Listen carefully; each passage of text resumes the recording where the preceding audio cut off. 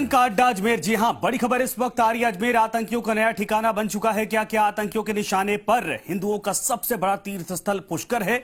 यह सवाल इसलिए खड़ा होता है क्योंकि आज दिल्ली से गिरफ्तार आतंकी मोहम्मद अशरफ का अजमेर कनेक्शन निकलकर सामने आया है।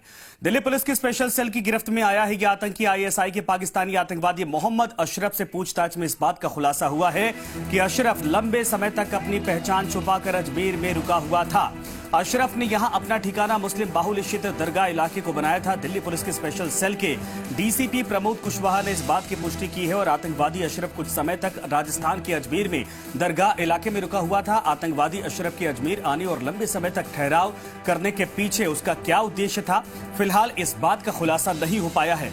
और सूत्रों का यह भी मानना है कि पाकिस्तानी एजेंसी आईएसआई आतंकी गतिविधियों के लिए अजमेर का इस्तेमाल करना चाहती है और यह बात पूर्व में भी कई बार सामने आ चुकी है। फिलहाल जो जानकारियां निकलकर सामने आ रही हैं उसके अनुसार आतंकवादी मोहम्मद अशरफ यहां अजमेर में अपनी पहचान को छुपाकर रुका हुआ था और छोटे मोटे काम करने के साथ ही वो यहां झाड़ फूंक का काम भी किया करता था। दिल्ली पुलिस इस बात का पता लगाने की कोशिश कर रही है कि आखिर मोहम्मद अशरफ ने अपने लंबे ठहराव के लिए अजमेर को क्यों चुना और अपने इस ठहराव के दौरान वो अजमेर में किन किन लोगों के संपर्क में रहा, यहां उसका क्या गतिविधियां इसकी थी।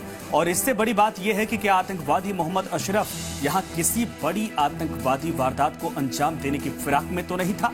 वहीं इस मामले का एक रोचक पहलू यह भी है कि अभी तक इस पूरे मामले में अजमेर पुलिस को किसी भी तरह कोई जानकारी या फिर सूचना साझा नहीं की गई है।